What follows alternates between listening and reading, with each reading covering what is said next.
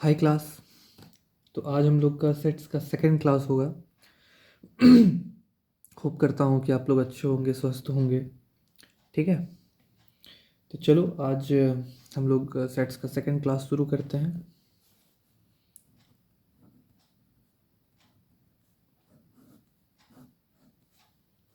Sets का second class.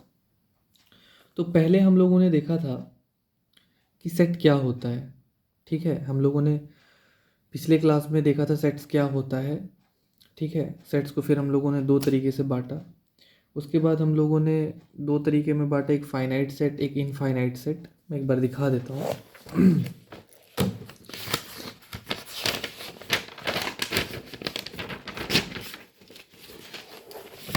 हम लोगों ने जो है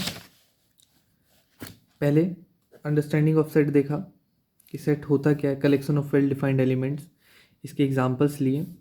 उसके बाद हम लोगों ने देखा कि सेट को हम लोगों ने दो तरीके से डिफाइन किया, finite set, infinite set. Finite set वो होता है जिसमें नंबर ऑफ एलिमेंट्स किसी सेट का वो फाइनाइट होता है, और इनफाइनाइट सेट वो होता है जिसमें नंबर ऑफ एलिमेंट्स किसी भी सेट का इनफाइनाइट होता है। हम लोगों ने कुछ एग्जांपल्स भी देखा था। ठीक है। इसके बाद क्या है कि हम लोगों ने फिर कुछ ब्रैकेट सिस्टम हम लोगों ने देखा। ब्रैकेट सिस्टम जो कि हमें फाइनाइट सेट और इनफाइनाइट सेट को बांटने में मदद करता है। जैसे कि फाइनाइट सेट में आपका क्या बोलते हैं, डिस्क्रीट सेट आएगा, जो कि मैंने अब एग्जांपल में दिखाया था। जैसे कि ये जो चीज़ है -1 से जंप, जैसे कि डिस्क्रीट सेट मैंने यहाँ पे एक्सप्लेन किया था। ये जो चीज़ है, अगर मैं नंबर लाइन देखूँगा, ठीक है, तो जैसे कि -1 के बाद 0 है, 0 के बाद 1 है, 1 के बाद 2 है। सेट्स ऑफ जैसे सेट्स ऑफ नेचुरल नंबर ले लो, सेट्स ऑफ इंटीजर्स ले लो। तो ये क्या है ना कि जैसे कि 1 और 2 के बीच में बहुत सारे नंबर है, बट वो उसको कंसिडर नहीं करेगा। ये क्या करेगा, 1 के बाद डायरेक्ट जंप करके 2, मतलब डिस्क्रीट टुकड़ों की बात कर रहा है, कंटिन्यूअस नहीं है ये डिस्क्रीट सेट। तो डिस्क्रीट सेट क्या होता है, वो फाइनाइट सेट के अंदर में आता है, और ये जो भी चीज़ें हैं कंटिन्यूअस सेट्स वो इनफाइनाइट में आती हैं। तो हम लोगों ने कल ये चीज़ देखा था। आज हम लोग क्या करेंगे, आज हम लोग कुछ इम्पॉर्टेंट इनफाइनाइट सेट्स और उसके रिप्रेजेंटेशन देखेंगे।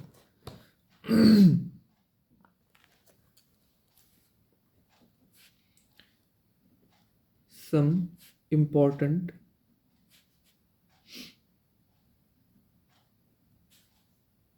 infinite sets and their representation।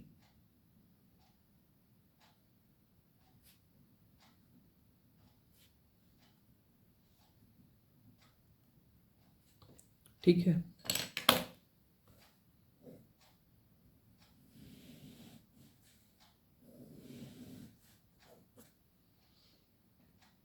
Okay. तो पहला क्या है, पहला क्या है, sets of all natural number.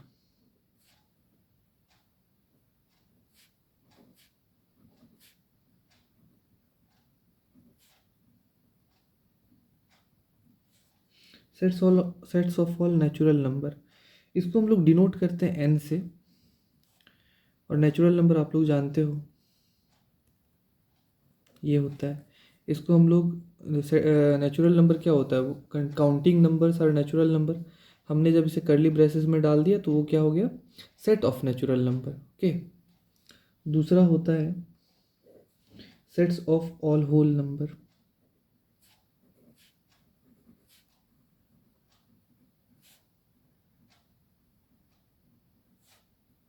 इसको हम लोग W से रिप्रेजेंट करते हैं। होल नंबर आपको पता है, natural number including zero is whole number.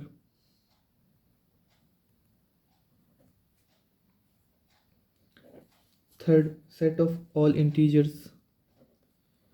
Set of all integers, इसको या तो हम लोग Z से डिनोट करते हैं या तो हम लोग I से डिनोट करते हैं। -1 0 1 2 एंड सो ऑन। ठीक है, ये होता है हम लोग का इंटीजर। फोर्थ,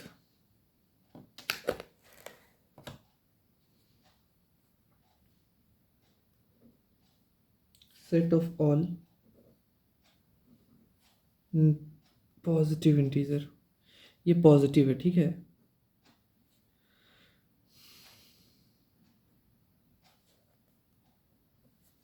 अब ये क्या हो जाएगा, जेड प्लस आप इसको लिखो या फिर आई प्लस लिखो।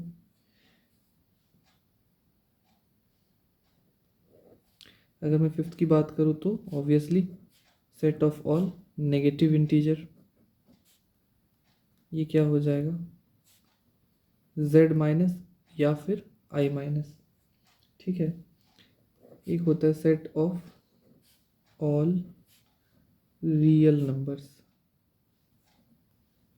इसको हम लोग डिनोट करते हैं आर से, और इसको हम लोग अगर सेट में दिखाना चाहें तो माइनस इन्फिनिटी से इन्फिनिटी।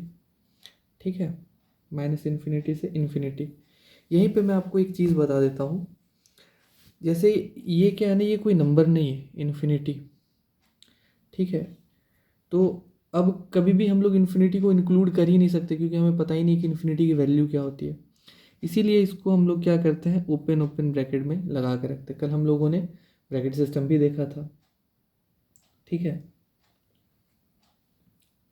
सेवेंथ होता है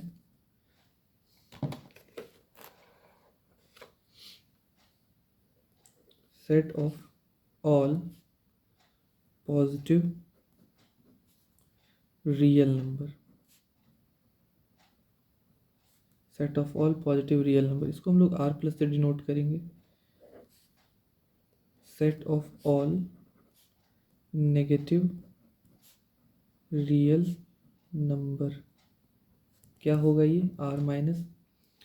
एक होता है set of all rational number, rational number, ये क्या हो जाता है, क्यू हो जाता है। इसको हम लोग क्यू से डिनोट करते हैं 10। Set of all irrational number, irrational number. अब इर्रेशनल नंबर होता क्या है, अगर आप रियल नंबर में से अगर रैशनल नंबर को माइनस कर दो, यही आपका क्या हो गया, irrational number. Set of all complex number, इसके बारे में हम लोग आगे चर्चा करेंगे। हालांकि कुछ क्वेश्चंस मैंने करवा रखे हैं, बट इसकी कॉन्सेप्ट मैंने दिया नहीं है। तो set of all complex number की जो रिप्रेजेंटेशन होती है वो सी से होती है, हम लोग सी से डिनोट करते हैं उसको। तो ये था सम इम्पॉर्टेंट इनफाइनाइट सेट्स, जिसको हम लोग कैसे रिप्रेजेंट करते हैं। ठीक है, ये चीज़। अब आता है कुछ मैथ्स में हम लोग इम्पॉर्टेंट नोटेशंस देखेंगे, very important notation used in maths, very important notations used in maths। ठीक है, क्या है,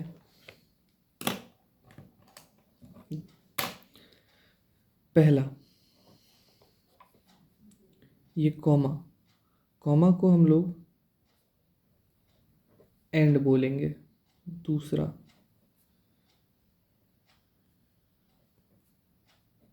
ये दो डॉट जैसे या फिर एक वर्टिकल लाइन जैसा, इसको हम लोग पढ़ेंगे सच दैट, सच दैट।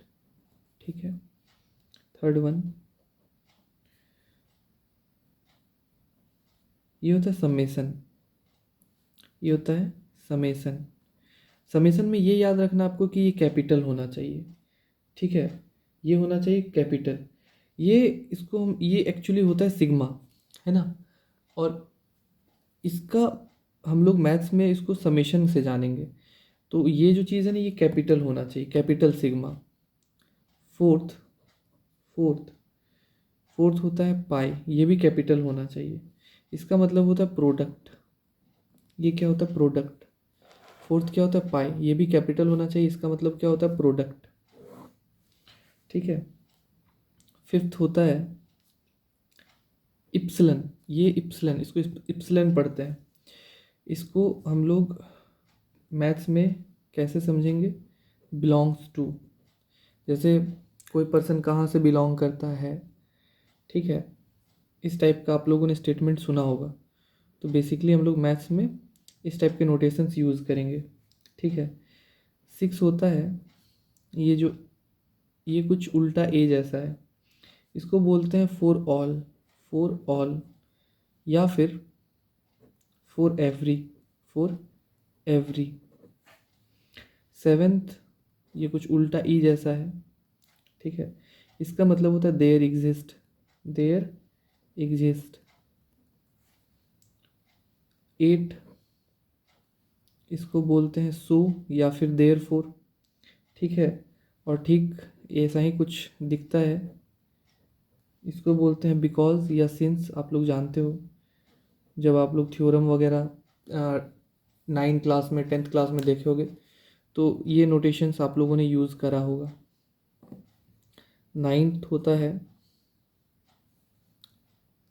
ये कुछ ऐसा दिखता है, इसको हम लोग बोलते हैं सबसेट। क्या बोलते हैं? सबसेट। Subset of. ठीक है। उसके बाद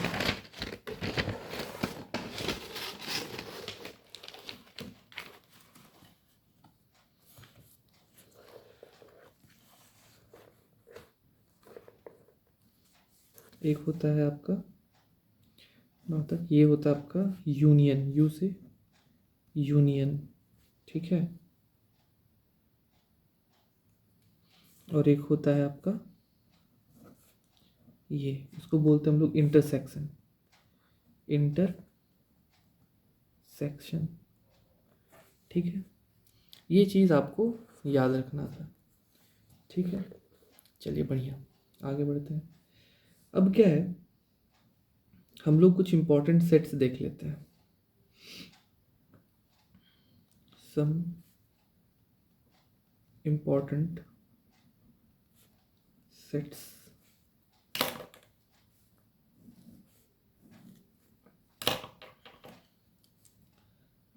नंबर 1, एक होता है singleton set. Singleton set, singleton set क्या होता है?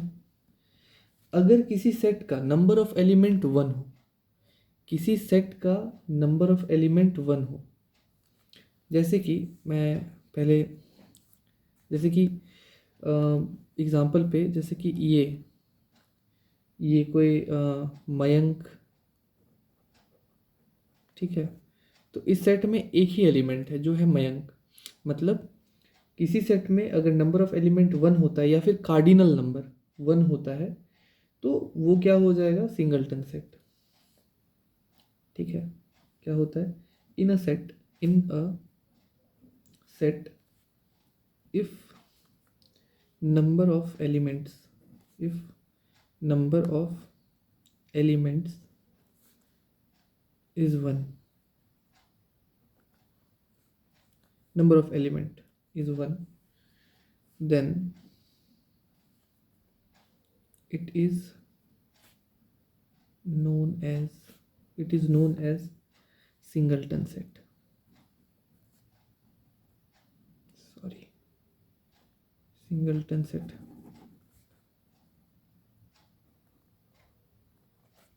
Singleton set. ठीक है। ये चीज़,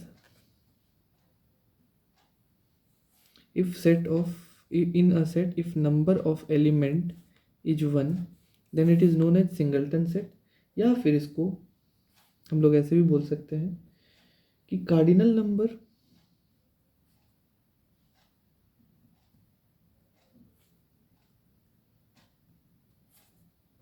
ऑफ सिंगलटन सेट जो है वो 1 होना चाहिए, वो 1 होना चाहिए। Cardinal number of singleton set should be 1। ठीक है, अब कुछ और भी एग्जांपल्स ले लेते हैं हम लोग। जैसे कि ए, सेट ए में मैंने अल्फ़ा ले लिया, बस इतना, एक ही नंबर ऑफ एलिमेंट्स एक ही होना चाहिए। सेट बी, मैंने इसमें नंबर ऑफ कुछ भी ले सकते हैं हम लोग। मान के चलो मैंने वी ले लिया, स्मॉल वी, ठीक है, और कोई सी सेट ले लिया मैंने, जैसे कि किसी सब्जेक्ट्स के सेट में सिर्फ मैंने मैथ्स ले लिया, ठीक है, मेरे पास नंबर ऑफ एलिमेंट्स क्या है, 1 है। तो ये क्या हो जाता है, सिंगलटन सेट। मैं यहाँ पे लिख भी देता हूँ, here A B C are singleton set. कैसे सेट है, सिंगलटन सेट है, singleton set, okay, singleton set. चलो बढ़िया, आगे बढ़ते हैं। ये था हम लोग का सिंगलटन सेट। एक आता है नल सेट बोलो, या फिर एम्प्टी सेट बोलो, या फिर वॉइड सेट बोलो। दूसरा,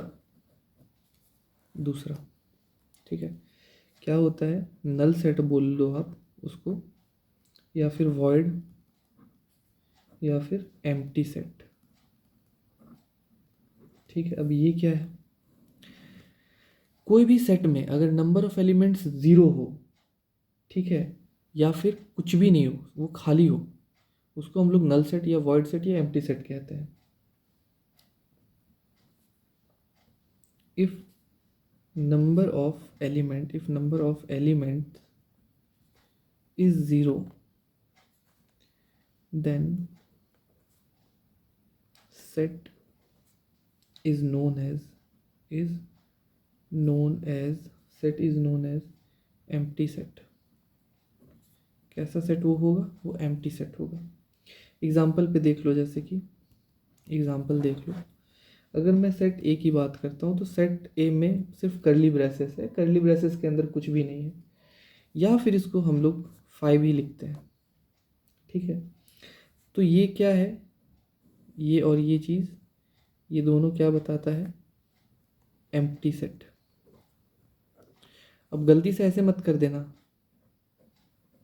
ठीक है, ये गलत है, ये तुम्हारा नल सेट नहीं है, ये तुम्हारा, अगर इसको बोला जाए तो दिस इज सिंगलटन सेट, ये सिंगलटन सेट है, ये नल सेट नहीं है। क्यों, क्योंकि इस करली ब्रेसेस के अंदर एक एलिमेंट आ गया।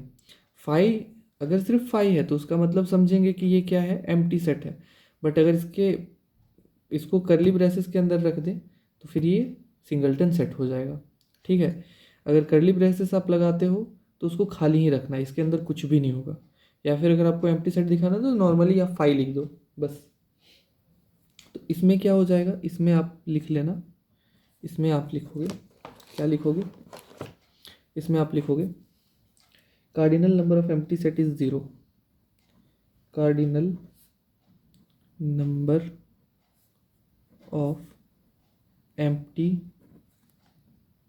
सेट इज 0, ये चीज़, ठीक है।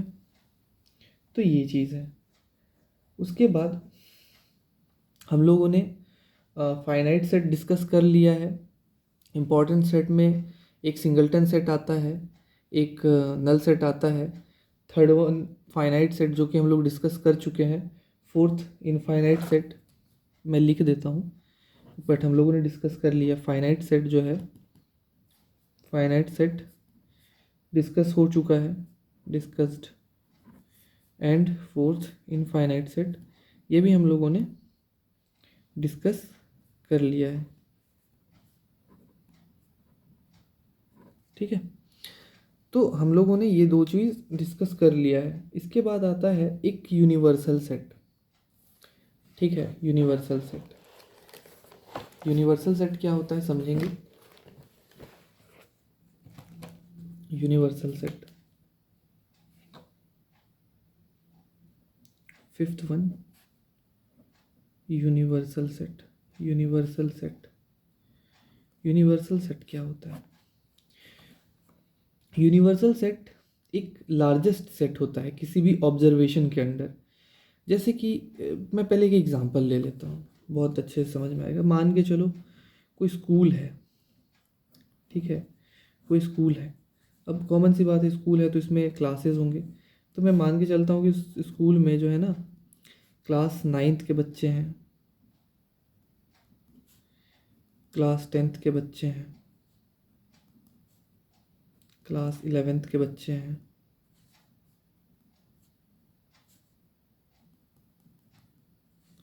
और क्लास 12th के बच्चे हैं। ठीक है, स्कूल। अब यहाँ पे क्या समझना है कि ये class 9th 10th 11th 12th, ये क्या है, ये स्कूल है। स्कूल में ये जो है क्लास है, ठीक है। अब ये क्लास जो है इस स्कूल के अंदर में है। तो ये जो स्कूल है ना, ये एक यूनिवर्सल सेट का रोल प्ले करेगा, ठीक है। तो यहाँ पे जो भी स्टूडेंट्स होंगे स्कूल के, ठीक है, वो क्या हो जाएंगे, उसके एलिमेंट्स हो जाएंगे, उसके क्या हो जाएंगे, एलिमेंट्स हो जाएंगे, ठीक है। और ऐसे अगर इन सिंपल वर्ड्स अगर बोला जाए कि all the students of the school is universal set, क्योंकि यहाँ पे क्लास 9th के बच्चे, क्लास 10th के बच्चे, क्लास 11th के बच्चे, क्लास 12th के बच्चे, तो क्लास की बात की जाए तो बच्चे अलग हो गए। लेकिन जैसे मैं स्कूल की बात करता हूँ तो सब बच्चे स्कूल में पढ़ते हैं, तो स्कूल हमारा यूनिवर्सल सेट हो गया। तो इसको कैसे लिखेंगे, the largest set under, the largest set under observation, observation in which the further discussion is going on, the largest set, school हमारा लार्जेस्ट सेट है।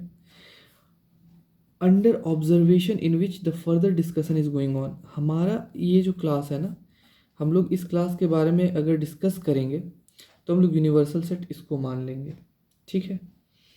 इसको और भी अच्छे से दूसरे तरीके से लिख सकते हैं, the largest set, the largest set in a given situation, in a given situation, in a given situation is known as the universal set, the universal set। और बेसिकली ये जो है ना डिनोट किया जाता है, हम लोग इसको यू से डिनोट करते हैं, capital you, denoted by you. अब यूनियन और यू दोनों अलग होते हैं, यूनियन बेसिकली छोटा होता है और यूनिवर्सल सेट यू लोग बड़ा लिखते हैं, ठीक है। तो यूनिवर्सल सेट ये होता है। 9th क्लास के बच्चे,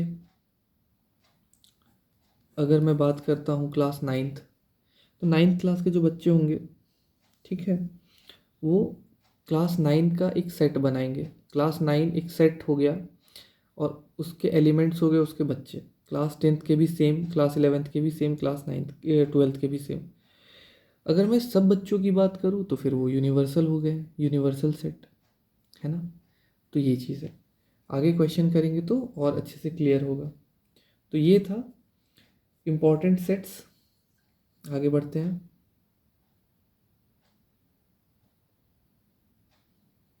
अब देखो क्या है ना, हम लोग सेट्स के बारे में जाने। अब क्या है, रिप्रेजेंटेशन जानते हैं हम लोग कि रिप्रेजेंटेशन ऑफ सेट क्या होता है, ठीक है। Representation of set, representation of set, representation of set. तुम लोग सेट्स को 3 तरीके से रिप्रेजेंट करते हैं। पहला तरीका होता है रोस्टर फॉर्म, रोस्टर फॉर्म, ठीक है, रोस्टर फॉर्म। Roster form. अब यही रोस्टर फॉर्म को हम लोग टेबुलर फॉर्म भी बोलते हैं, इसी रोस्टर फॉर्म को हम लोग टेबुलर फॉर्म भी बोलते हैं, और टेबुलर फॉर्म।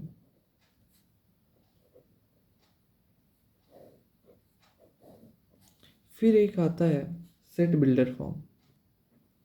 क्या आता है? Set builder form. Set builder form या फिर इसको प्रॉपर्टी फॉर्म बोलते हैं। क्या बोलते हैं? Property form. Property form. उसके बाद आता है एक विजुअल रिप्रेजेंटेशन, जिसको हम लोग वेन डायग्राम से जानते हैं। Visual representation. Visual representation. Visual representation. ठीक है। अगर मैं टेबुलर फॉर्म या रोस्टर फॉर्म की बात करता हूँ तो क्या होगा? टेबुलर फॉर्म में जो हमारा सेट रहेगा कुछ ऐसा दिखेगा, जैसे कि सेट ऑफ नेचुरल नंबर्स। ये हो गया, ये हो गया तरीका रोस्टर फॉर्म को दिखाने का। अगर मैं सेट बिल्डर फॉर्म की बात करूं तो इसको प्रॉपर्टी फॉर्म बोला जाता है। इसको कैसे हम लोग रिप्रेजेंट करते हैं? जैसे कि यही एग्जांपल, ये x is such that x belongs to n। इसको प्रॉपर्टी फॉर्म इसलिए बोला जाता है। यहाँ पे हम लोगों ने क्या किया, ये जो x है, ये x क्या कर रहा है? एलिमेंट्स के बारे में बता रहा है। उसके बाद ये एलिमेंट्स के प्रॉपर्टी के बारे में बता दिया कि हाँ भाई, ये जो x है वो नेचुरल नंबर है। ठीक है। अब नेचुरल नंबर तो इन्फिनिटी तक जाता है। अगर कुछ जैसे कि ये 4 तक रुक जाता, मान के चलो, जैसे कि मैंने लिया ये 1 2 3 4, तो इसका प्रॉपर्टी फॉर्म क्या हो जाता है? x is such that x belongs to n, जिसमें कि मान के चलो ये जो x है ना, ये एक स्टेटमेंट हमको ऐसा देना पड़ता, या फिर लिख देते हैं x लेस देन 5, बस इतना ही, ये चीज़। तो ये चीज़ हो जाता। उसके बाद विजुअल रिप्रेजेंटेशन में क्या होता है? विजुअल रिप्रेजेंटेशन में क्या होता है कि हम लोग एक स्क्वायर बनाते हैं, स्क्वायर नहीं सॉरी रेक्टेंगुलर, जिसको हम लोग यूनिवर्सल सेट कहते हैं, और इसके अंदर हम लोग नंबर्स को लिख देते हैं। ठीक है। तो ये चीज़, अब हम लोग धीरे धीरे रोस्टर फॉर्म क्या होता है, सेट बिल्डर फॉर्म क्या होता है, विजुअल रिप्रेजेंटेशन क्या होता है, इसके बारे में हम लोग समझेंगे। ठीक है। तो सबसे पहले हम लोग समझ लेते हैं कि रोस्टर फॉर्म क्या होता है और सेट बिल्डर फॉर्म क्या होता है। देखो रोस्टर फॉर्म क्या होता है।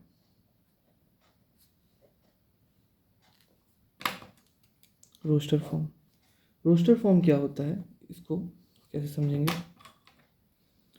कि ऑल द एलिमेंट्स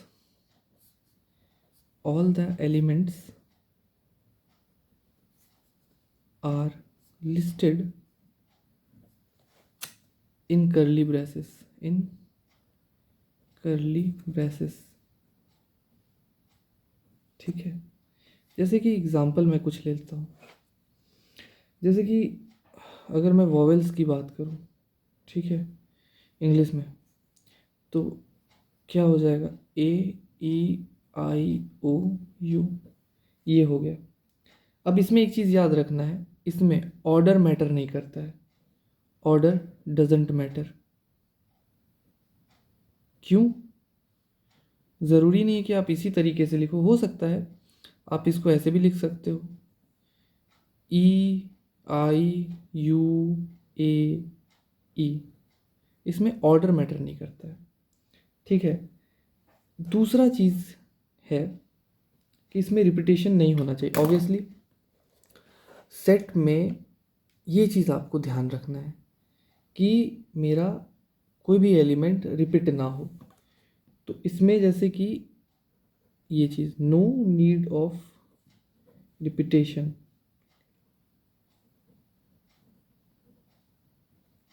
ठीक है। जैसे कि एक एग्जांपल मैं ले लेता हूँ इसी चीज़ का। अगर हम लोग लिखेंगे ए ई ई IOU, तो ये गलत है। इसको सुधार करेंगे, रिपीटेशन अलाउ नहीं है तो क्या हो जाएगा AEIOU, ये सही है, रिपीटेशन नहीं होगा। ठीक है, जैसे एग्जाम्पल ले लेते हैं और बढ़िया सा।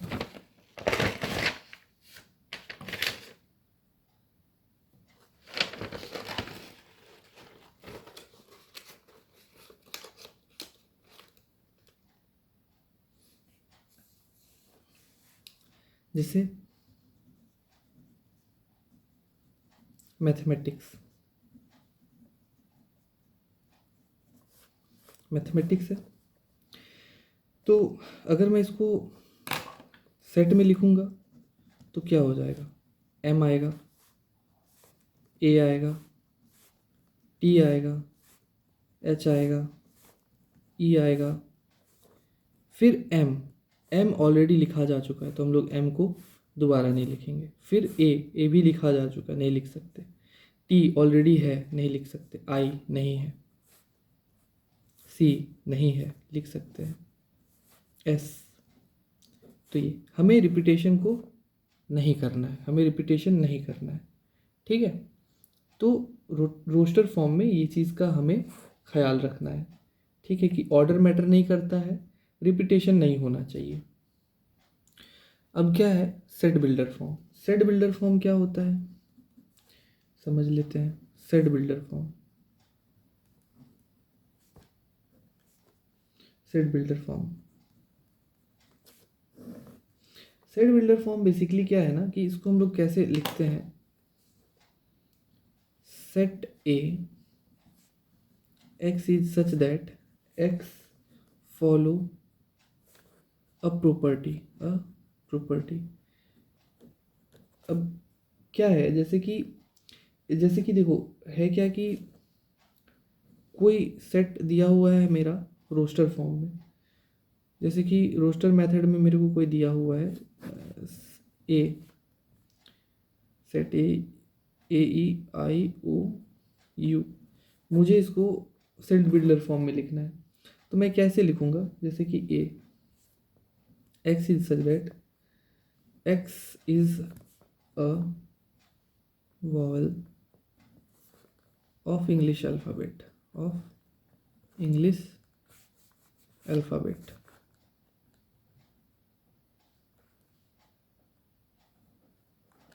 ठीक है, X is a vowel of English alphabet. अब देखो इसको होता क्या है कि ये जो चीज़ है ना, ये चीज़ इसको कैसे पढ़ेंगे। Set A is the set of all values of X, ठीक है, ये चीज़ such that X is a vowel of English alphabet. यहाँ पे ये जो चीज़ है ना, ये प्रॉपर्टी बता रहा होता है। ये जो चीज़ है ये क्या कर रहा होता है, प्रॉपर्टी बता रहा होता है। ये X पहले ये बताया कि मैं A का एलिमेंट हूँ, उसके बाद इसने अपना वो प्रॉपर्टी बताया कि मैं जो हूँ मैं इंग्लिश अल्फ़ाबेट का वॉवेल हूँ। इसको ऐसे समझना है, ठीक है। तो ये चीज़ होता है रोस्टर फॉर्म। अब कुछ एग्जांपल्स, जैसे कि देखो क्वेश्चन लेते हैं। Consider the set A equals to 1 4 9 16 25. Write the set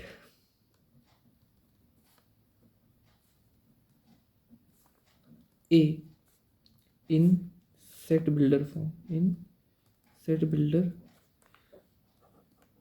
form. अब क्या है, सेट A मेरा दिया हुआ है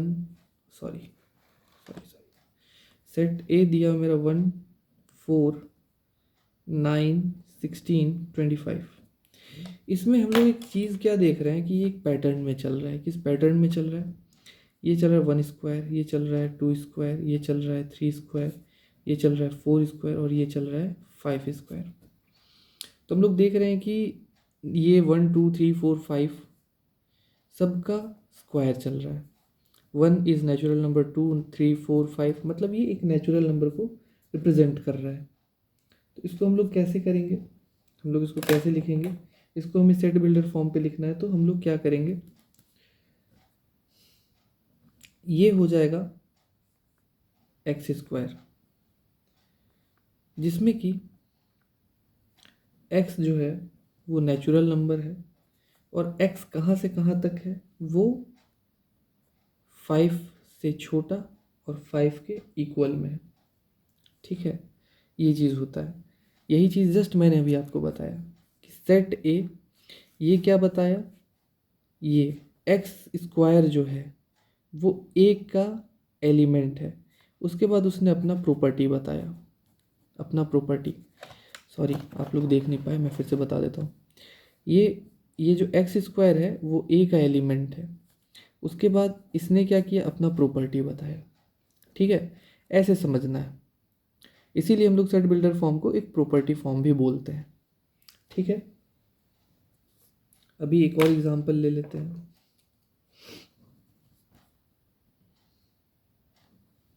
consider the set P equals to x is such that x equals to t cube plus 1 where t belongs to whole number, और एक condition दिया हुआ है t is less equal 4. Now we have to write this in roster form. Write the set P, write the set P in roster form. ठीक है, अब क्या है, हमारे पास एक प्रॉपर्टी आ गया, x is such that x equals to t cube plus 1 where t belongs to whole number और t 4 या 4 से छोटा है। ठीक है, अब इसको कैसे करेंगे, देखो पहला चीज़ तो इसको उठाओ, x equals to T cube plus 1।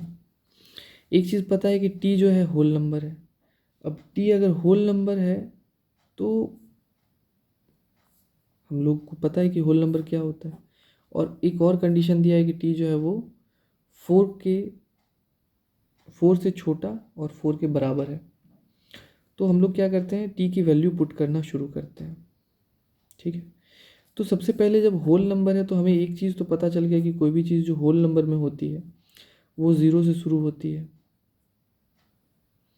और हमें कहाँ तक जाना है, 4 तक जाना है। तो जो t की वैल्यू है हम लोग इतना ही ले सकते हैं। तो अगर हम लोग t का वैल्यू 0 लेते हैं तो x का जो वैल्यू है वो 0 क्यूब प्लस 1 दैट इज़ 1।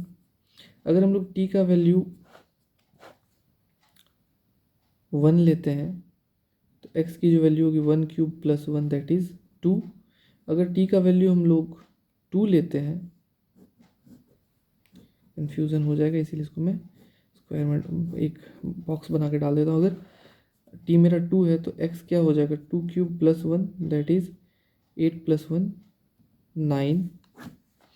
और अगर मेरा t 3 है तो क्या हो जाएगा, x equals to 3 cube plus 1 that is 28। और t का वैल्यू अगर मैं 4 डालता हूँ तो x क्या हो जाएगा, 4 क्यूब प्लस 1 दैट इज़ 4 4 जा 16 4 जा 64 65। ओके, तो अब क्या है, हमने t की वैल्यू डाला तो हमें x मिला।